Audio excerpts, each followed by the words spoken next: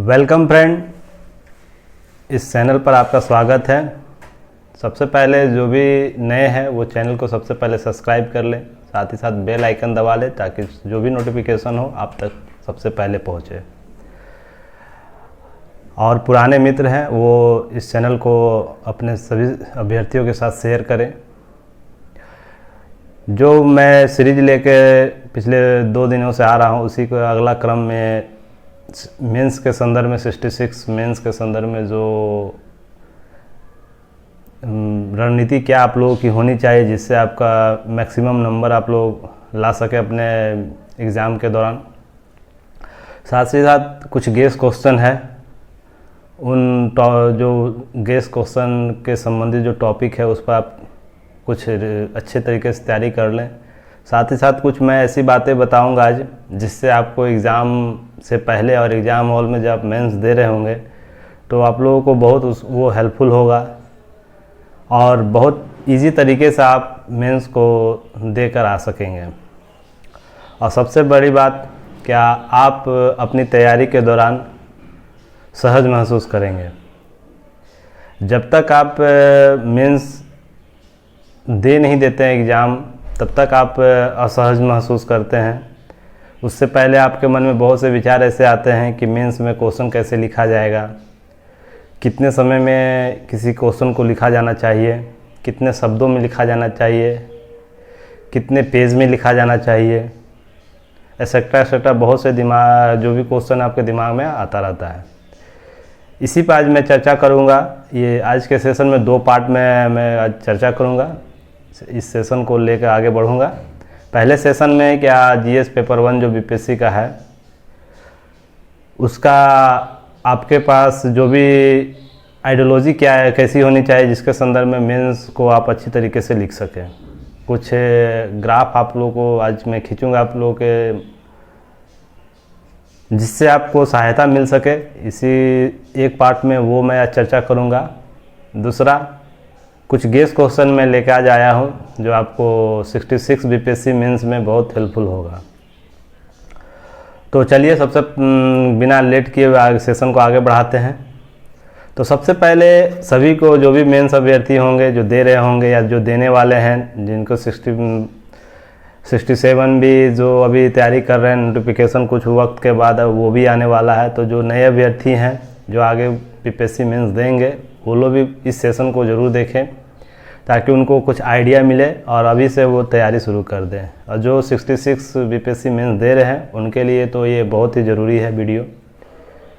आप अभी तक बहुत सी चीज़ें कर रहे होंगे, तैयारी का अंतिम दौर पर होंगे, क्योंकि अगर डेट नहीं बढ़ता तो आपका नेक्स्ट मंथ में एग्ज़ाम था।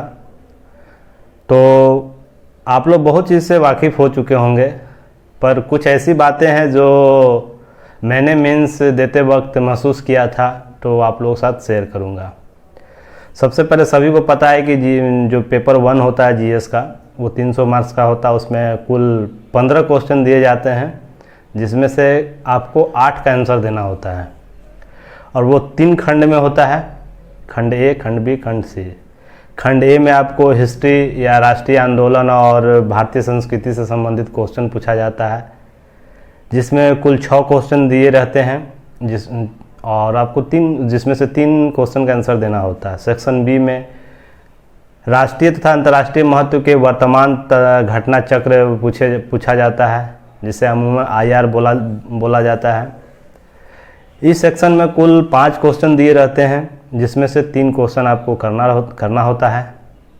और सेक्शन जो 3rd है डीआई डाटा इंटरप्रिटेशन का स्टैटिक्स का पार्ट होता है जिसमें 4 क्वेश्चन दिए रहता है और उसमें से आपको 2 क्वेश्चन करना होता है।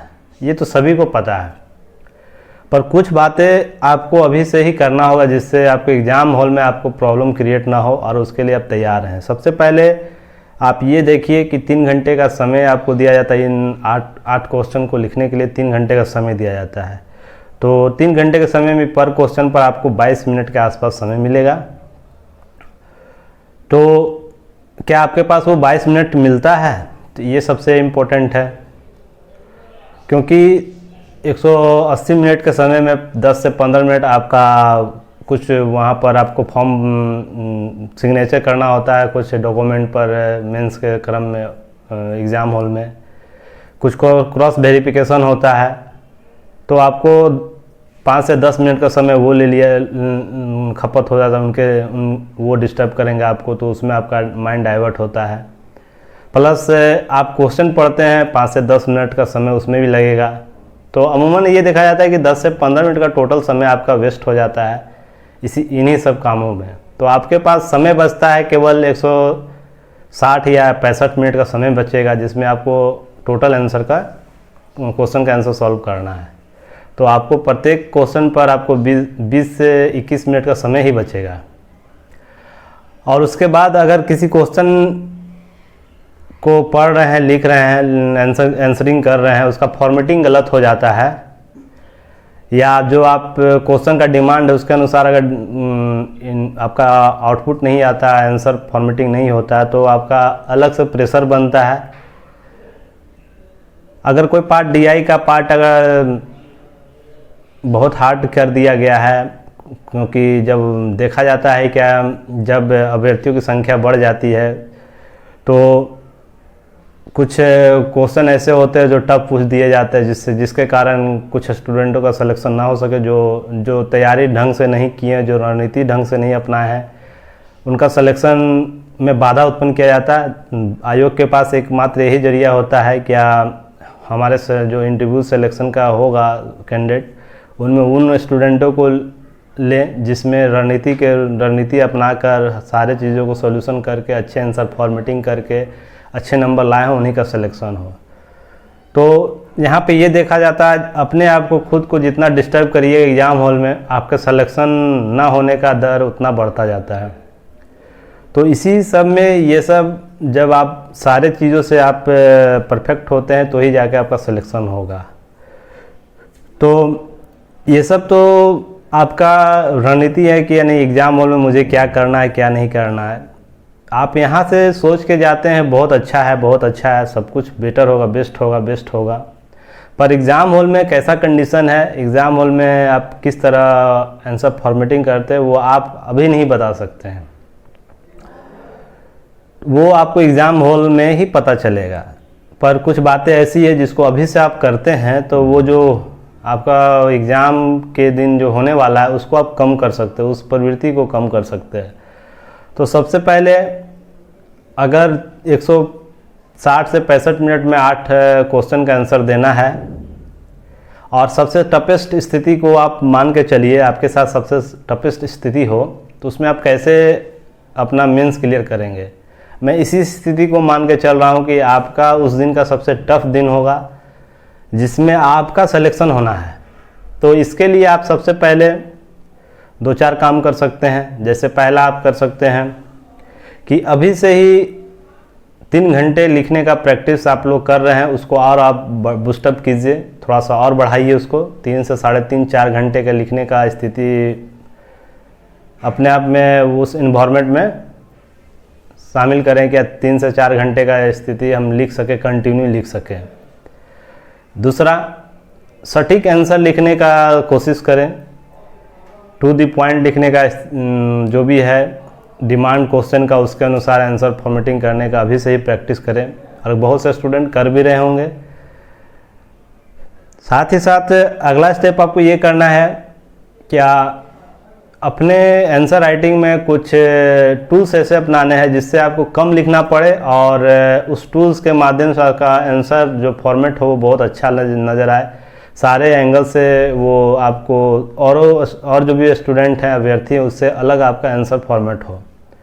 उसके लिए आप पाई चार्ट, डायग्राम, मैप और भी बहुत से टूल्स हैं जो आप अपना सकते हैं। तो ये सब चीज़ें आप उस दौरान अभी से करते हैं तो एग्ज़ाम हॉल में आप बहुत ही सहज महसूस करेंगे। आज मैं चर्चा दूसरे पार्ट में, इस सेशन का दूसरे पार्ट में आता हूं और बीच बीच में बताऊंगा क्या क्या नहीं करना, क्या करना है। तो गेस क्वेश्चन का जो दूसरा पार्ट है, इस सेशन का दूसरा पार्ट गेस क्वेश्चन है, उसमें 2 खंड का चर्चा करूंगा, जिसमें खंड 1 हिस्ट्री और दूसरा खंड आया टॉपिक राष्ट्रीय अंतर्राष्ट्रीय जो कूटनीतिक होता है उससे संबंधित जो इशू होते हैं उस पर चर्चा करूँगा, क्योंकि DI का पार्ट में क्वेश्चन गेस नहीं किया जा सकता है, क्योंकि वैसे भी DI का लाइन बाय लाइन बताया नहीं जा सकता हाँ ये क्वेश्चन आएगा, ये इस सेशन से आएगा। अगर आप DI के पार्ट को प्रीवियस ईयर के जो BPSC एग्ज़ाम हुआ है उस पर ही एक्सरसाइज कर ले, उस पर ही बार बार रिपीट कर ले। कुछ मार्केट में बुक मिलते हैं जिसमें डाटा इंटरप्रिटेशन का क्वेश्चन होता है, उस पर रिवाइज कर ले, तो आप बार बार प्रैक्टिस करेंगे तो इससे आपका DI का पार्ट जो है वो सॉल्व हो जाएगा।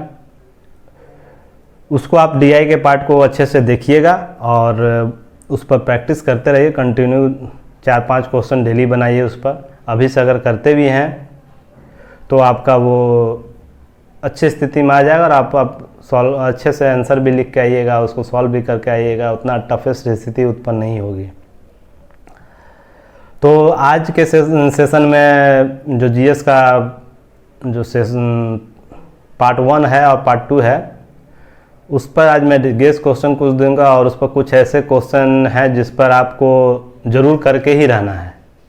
वैसे पहले बता दूं, गेस क्वेश्चन होता है कि हाँ ये आने की ये संभावना है, अनुमान है, ये गारंटी नहीं होता कि ये आज ही आ ही जाए, पर मैक्सिमम क्वेश्चन आते हैं।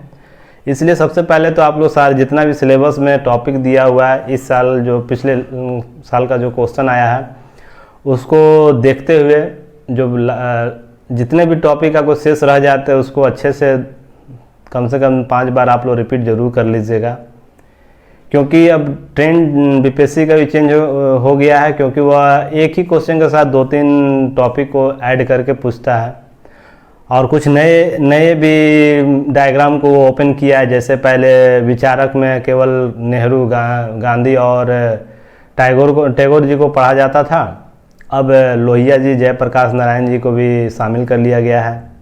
हो सकता है आगे डॉक्टर कृष्ण सिंह हैं, फिर आपको और 1-2 विचारक जो हमारे बिहार में रहे हैं, कर्पूरी ठाकुर, फिर आपको और 1-2 विचारक जो अभी मेरे मन में नहीं आ रहा है, पर आप 1-2 विचारक है जो माइंड स्टोन के रूप में बिहार में असर रखते हैं, तो वो आप उसको भी BPSC हो सकता है शामिल कर लें, जो सामाजिकता के बात करता है, जो समग्र विकास की बात करते हों, जिनकी विचारों में कुछ आधुनिक तत्वों के साथ हमारे बिहार के विकास के लिए महत्वपूर्ण तथ्य रहते हैं, उन सबों को शामिल किया जा सकता है। इसलिए ये डायग्राम थोड़ा BPSC में अलग देखने को मिला है पिछले बार से, तो इसलिए कहा नहीं जा सकता है कि ये ही क्वेश्चन डेफिनेट आएंगे, पर ये क्वेश्चन जो हैं वो आपको अधिकतम आपको नज़र आ सकते हैं आपके टॉपिक में, तो इसको आपको करना चाहिए। तो सबसे पहले हिस्ट्री में आप देखिएगा पटना कलम और मौर्य कला। तो पटना कलम में उनकी स्थिति क्या थी, पटना कलम क्यों इतना महत्वपूर्ण है, पटना कलम फिर कि उसकी छाप अभी क्या वर्तमान में है, वो क्यों बिहार के लिए पटना कलम महत्वपूर्ण हो जाता, और जो भी कलाएँ हैं वो देखना है। फिर दूसरा देखना है कला में मौर्य कला देखना है, मौर्य कला की प्रासंगिकता क्या है, वर्तमान में उसकी प्रासंगिकता क्या है ये देख लेना है, उसकी भूमिका क्या रही है, उसका इतिहास क्या रहा है, उसके साक्ष्य क्या है बिहार में, ये सब आपको देखना है मौर्य कला के संदर्भ में। फिर उसके बाद राष्ट्रीय आंदोलन में देखना है, राष्ट्रीय आंदोलन का जो पार्ट होता है उसमें चंपारण आंदोलन देखना है, और भारत छोड़ो आंदोलन था, आज़ाद दस्ता, दोनों को साथ में देख लेना है। ये 2 राष्ट्रीय आंदोलन महत्वपूर्ण है जो आप लोगों को गेस के रूप में मैं दे रहा हूँ। साथ ही साथ उससे अतिरिक्त भी असहयोग है, सविनय अवज्ञा आंदोलन है, तो वो सब पर आप लोग ध्यान दीजिएगा। फिर तीसरा टॉपिक है आदिवासी आंदोलन है, विद्रोह है, जो आदिवासी विद्रोह हमारे बिहार क्षेत्र में हुए थे, तो जिसमें संताल और बिरसा मुंडा विद्रोह इस साल महत्वपूर्ण नज़र आते हैं। जो पिछले जो क्वेश्चन आ रहे हैं BPSC के उसके संदर्भ में, विचारक के रूप में टैगोर को आप देखिएगा। इस बार टैगोर की इस बार प्रासंगिकता, उनके विचार, राष्ट्रवाद, शिक्षा के संदर्भ में ये सब इससे संबंधित क्वेश्चन पूछ सकता है। तो टैगोर के जितने भी विचार हैं, उनके वैचारिक मत हैं, उनको आप देख लीजिएगा।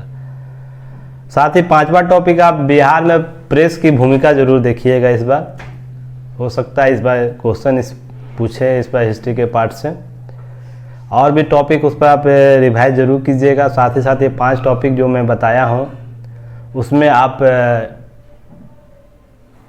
काफ़ी हद तक आप तैयारी कर लीजिएगा। दूसरा IR का जो पार्ट होता है अंतर्राष्ट्रीय, जो करंट खंड 2 में जो आता है करंट इशूज़ जो रहता है, उसमें आप 3 पार्ट में इसको देख सकते हैं। एक पहला पार्ट होता है IR का इंटरनेशनल रिलेशनशिप, जो विभिन्न देशों के साथ भारत का जो संबंध है, अपने पड़ोसियों के साथ संबंध है, उसमें IR के पार्ट में देखा जाता है। दूसरा नेशनल इशू जो होता है, जो राष्ट्रीय महत्व के कुछ इशू हैं, वो भी उससे भी क्वेश्चन पूछा जाता है इस खंड 2 में। तीसरा है क्या 60 से 62वीं और 63वीं के बाद 64वीं में ये देखा गया कि इंडेक्स से भी कुछ क्वेश्चन बीपीएससी ने पूछना शुरू कर दिया। ये बहुत अच्छा कदम, क्योंकि हम जो पढ़ते हैं उसमें करंट इवेंट में क्या हो रहा है इन वर्ल्ड में, हमारी जो समसामयिक ज़रूरतें हैं किस तरह एक दूसरे से टैग करती हैं, इस सब पर जागरूक होना बहुत ज़रूरी होता है। तो इसलिए इंडेक्स और रिपोर्ट जो होता है, जैसे नीति आयोग का कुछ रिपोर्ट हुआ, वो उस पर आप विशेष ध्यान दीजिएगा।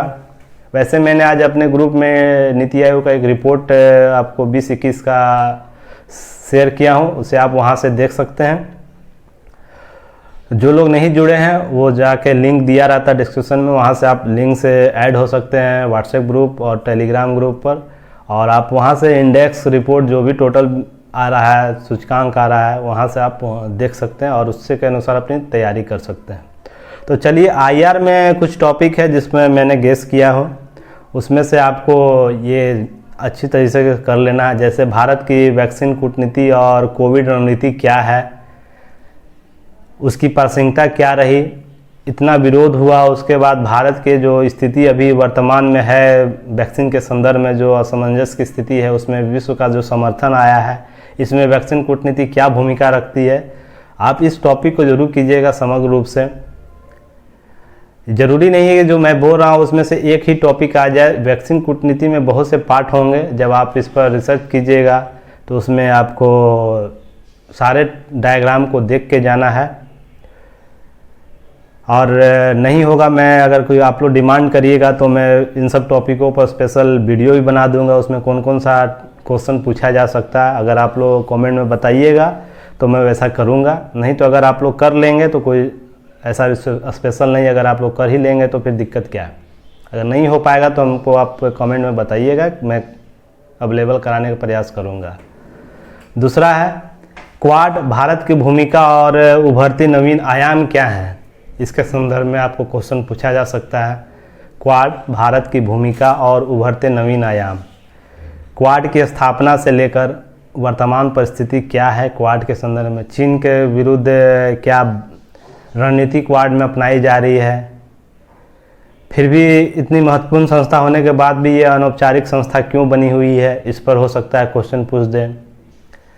और कोविड को लेकर जितना विरोध चाइना का हुआ है, उसके बाद क्वाड की प्रासंगिकता और भी बढ़ जाती है, इस संदर्भ में क्वेश्चन हो सकता है पूछ ले। तो ये इस टॉपिक को आप कवर करिएगा। तीसरा है म्यांमार में तख्ता पलट हुआ है हाल में, तो म्यांमार के साथ रिश्ते हमारे क्या हैं, इसके पड़ोसी, जब भारत के पड़ोसी पढ़िएगा उसमें पूछेगा, ये उसी टॉपिक में पूछ देगा या अलग से पूछ सकता है। तो म्यांमार में तख्ता पलट हुआ है, तो उसके संदर्भ में जो भी विभिन्न डायग्राम है उसको आप देख लीजिएगा, उसको अच्छे से करिएगा। चौथा है पड़ोसी देश के साथ संबंध में, जो हमारे आसपास के पड़ोस के देश हैं, तो उसमें नेपाल और बांग्लादेश का संबंध भी आप देखिएगा इस बार, क्योंकि नेपाल और बांग्लादेश के साथ हालिया 1 साल में बहुत उथल पुथल रहा है। बांग्लादेश के साथ सहयोगात्मक रहा, पर नेपाल के साथ तो बहुत उथल पुथल वाला स्थिति रहा है, तो उससे हो सकता है क्वेश्चन पूछा जा सकता है। इतने विवाद होने के बाद भी क्या कारण है कि भारत नेपाल के साथ सहयोग की नीति अपनाती है, इस कोविड के दौरान विश्व का कोई भी देश नेपाल का सहयोग नहीं किया, पर भारत बिना पूछे बिना डिमांड किए हुए उसे अपनी सहायता सामग्री पहुंचाई। ऐसी क्या स्थिति है, क्यों इतना ज़रूरी है नेपाल हमारे लिए? तो इस संदर्भ में आप देखिएगा नेपाल और बांग्लादेश का जो भी संबंध है, जो भी डायग्राम अभी इस बार उभरे हैं। 5वां टॉपिक आप देखिएगा, पश्चिम एशिया के संबंध में अब्राहम समझौता डिकोड हुआ है जो अमेरिका द्वारा कराया गया है, उसका प्रभाव देखिएगा, भारत की उसकी भूमिका क्या हो जाएगी उसके बाद। फिर हाल ही में इजराइल और जो फिलिस्तीन का मुद्दा हुआ है, तो अब्राहम डिकोड बहुत महत्वपूर्ण हो जाता है। तो आप ये आप टॉपिक ज़रूर करिएगा ये भी, कि इससे भी आपको क्वेश्चन हो सकता है, पूछ ले। पश्चिम एशिया में ईरान महत्वपूर्ण है, पर इस बार ईरान से ज़्यादा कहीं अब्राहम समझौता मुझे लग रहा है कि इस बार इम्पोर्टेंस मिलना चाहिए उसे, और क्योंकि वो बहुत माइलस्टोन तय करता है पश्चिम एशिया में। 6ठा टॉपिक इसमें हो जाएगा यूनाइटेड नेशन सिक्योरिटी काउंसिल जो है, और भारत की भूमिका, सुधार संबंधी सुझाव, आवश्यकता इत्यादि जो डायग्राम है उस पर आप ज़रूर एक बार नोट तैयार करके रखिएगा। उसको मेंस में ये पूछा जा सकता है, क्योंकि कोविड ने बहुत सी चीज़ें को जो पूर्व की धारणाएं तो उसको बदलने का काम भी किया है। तो उस संदर्भ में सिक्योरिटी काउंसिल में बार बार भारत बहुत दिनों से प्रयास कर रहा है कि उसे अस्थायी सदस्यता मिले तथा जवाबदेहिता का नया मानक तय हो। इस संदर्भ में प्रश्न पूछे जा सकते हैं बीपीएससी के द्वारा। तो आप यूएनएससी जो यूनाइटेड नेशन सिक्योरिटी काउंसिल है, क्वेश्चन आप इसका तैयार कीजिएगा। साथ ही साथ 2 संगठनों के साथ भारत का संबंध क्या है और उनका प्रभाव क्या भारत पर पड़ता है, इसमें आप देखिएगा। एक बिम्स्टेक और दूसरा आसियान, क्योंकि बिम्स्टेक आसियान कुछ हालिया वर्षों में बहुत कार्य उस पर किए गए हैं भारत के द्वारा। तो ये जो संगठन है उस पर आप लोग जरूर अपना नोट्स तैयार कीजिएगा, और जो भी समस्या होंगे आप कमेंट बॉक्स में हमें बताइएगा। अगर आप लोगों को जैसी आवश्यकता होगी मैं वैसा काम करूँगा। अगर आप लोगों को लगता है नहीं सभी टॉपिकों पर कुछ नोट्स की पॉइंट मैं बना के दूँ तो वो भी किया जा सकता है, नहीं तो सेशन में ले लूँगा, जैसा आप लोग बताइएगा। फिर इसके करंट जो इशू है खंड 2 का, उसका दूसरा पार्ट नेशनल इशू में आप कोरोना और निर्वाचन के संबंध में प्रश्न आप देखिएगा इस बार, कि कोरोना का सेकेंड वेव इतना बहुत ही प्रभावी है, तो क्या हमारे रणनीतिकार असफल रहे इस जो आने वाले जो कोरोना काल में जो स्थितियां उत्पन्न होती वो नहीं भाप सकें, जिसमें चुनाव आयोग का बहुत प्रश्न उठा चुनाव आयोग पर। तो निर्वाचन क्या असंभावित था, पिछले वर्ष भी ये क्वेश्चन महत्वपूर्ण था, इस बार क्वेश्चन महत्वपूर्ण है। पंचायत चुनाव कराया गया है कुछ जगहों पर, तो इस संबंध में कुछ क्वेश्चन पूछा जा सकता है, तो आप इस टॉपिक को भी करके जाइएगा। दूसरा इसमें है नेशनल इशू में कृषि कानून का इतना विरोध क्यों हो रहा है, इससे संबंधित क्वेश्चन आपको पूछा जा सकता है। कृषि कानून क्यों आवश्यकता है, फिर भारतीय किसान जो स्थितियां उत्पन्न जो उनके आय के बढ़ाने के जो अन्य साधन अपनाए जा रहे हैं नेशनल और राज्य के स्तर पर, तो क्या वो काफ़ी है या उसके इतर भी कुछ काम करने का आवश्यकता है, इस संदर्भ में क्वेश्चन आपको पूछा जा सकता है। तीसरा इस पर आप देख सकते हैं नेशनल इशू में पर्यावरण और विकास से संबंधित कुछ क्वेश्चन होते हैं, कुछ टॉपिक होते हैं, उसको आप देख लीजिएगा। फिर नेक्स्ट इसमें आपको नई शिक्षा नीति एक बार ज़रूर देखिएगा, क्योंकि पिछले बार के बाद जब आया है उसके बाद नई शिक्षा नीति माइलस्टोन होता है एजुकेशन के सेक्टर में, तो इस संदर्भ में आप नई शिक्षा नीति का भी कुछ नोट्स बना के रखिएगा, हो सकता है बीपीएससी इस बार पूछे। फिर इंडेक्स रिपोर्ट में 2 इंडेक्स और एक नीति आयोग की रिपोर्ट आप पढ़िएगा। वैसे बहुत से इंडेक्स आते हैं, पर महत्वपूर्ण बीपीएससी के संदर्भ में एक वैश्विक भुखमरी सूचकांक 2020 को देख लीजिएगा, मानव विकास सूचकांक को देख लीजिएगा। इससे संबंधित जो भी डायग्राम होंगे वो पूछे जाएंगे। फिर जो गोल्डन लक्ष्य हमारा है उससे संबंधित आप क्वेश्चन उसको देख लीजिएगा। जो हमारा गोल्डन लक्ष्य यूएनओ के द्वारा दिया गया उस पर संबंधित क्वेश्चन होगा, वो आप देख सकते हैं। इसके साथ ही ये जो गेस क्वेश्चन है उस पर अपना की नोट जरूर बना के रखिएगा कि एग्ज़ाम से पहले जो मेंस होगा उससे पहले आप रिपीट कर सके। और जो भी क्वेश्चन आप तैयार कर रहे हैं उसको बार बार आप लिखने का प्रयास करिए। आप जितना लिखने का प्रयास कीजिएगा, अपने लेखन शैली को जितना स्पीड कीजिएगा, आपके लिए एग्ज़ाम हॉल में उतना इजी होगा। एग्ज़ाम जितना भी क्वेश्चन आपको होगा सॉल्व कीजिएगा समय पर, क्योंकि वहाँ 1 मिनट भी बहुत मायने रखता है। क्योंकि 1 मिनट अगर आप किसी क्वेश्चन का लैप्स करते हैं तो अगले क्वेश्चन पर वो प्रभाव डालता है। अगर उसका भी 1-2 मिनट लैप्स होता है तो थर्ड क्वेश्चन पर जाता है। इसी तरह अगर हर में आप 1 और 2 मिनट का लैप्स करते जाते हैं तो पता चलता है कि लास्ट का जो क्वेश्चन है उसमें आपको मात्र 10 मिनट का समय मिला है। तो आप सोच सकते हैं कि 7 क्वेश्चन को अच्छा तरीके से लिखें और जो 8वां क्वेश्चन है वो आप आधा लिख के आ रहे हैं या नहीं भी लिख पा रहे हैं तो आपका सिलेक्शन ऐसे भी नहीं होगा। बहुत सी स्थितियां होती है, तो आप इस सब चीज़ों पर पहले ही विचार किए होंगे। बस कहने का अर्थ है कि जो आपको मैनेजमेंट करना होगा और ये खुद मैनेज आपको करना होगा, क्योंकि आप में क्या पोटेंशियल है ये आपको पता है। आप जो आपका वीक पॉइंट है उसको दूर कीजिए और जो स्ट्रॉन्ग पॉइंट है उसको और स्ट्रॉन्ग कीजिए, जिससे आप होगा कि आप तय सीमा पर आप सारे जो प्रश्न का आंसर दे सकिएगा, सटीक आंसर दे सकिएगा। और जितना हो सके एग्ज़ाम हॉल में आप विभिन्न टूल्स का यूज़ कीजिए, पाई चार्ट, डायग्राम, मैप, जो ETC जो टूल्स होते हैं। तो आप आंसर राइटिंग को अगर इस रूप से लिखते हैं तो आपका नंबर ज़रूर अच्छा मिलेगा। क्योंकि अगर केवल पैराग्राफ में लिखते हैं तो वैसे भी एग्जामिनर जो कॉपी चेक करेगा तो आपको नए ट्रेंड के अनुसार नंबर कम मिलेंगे।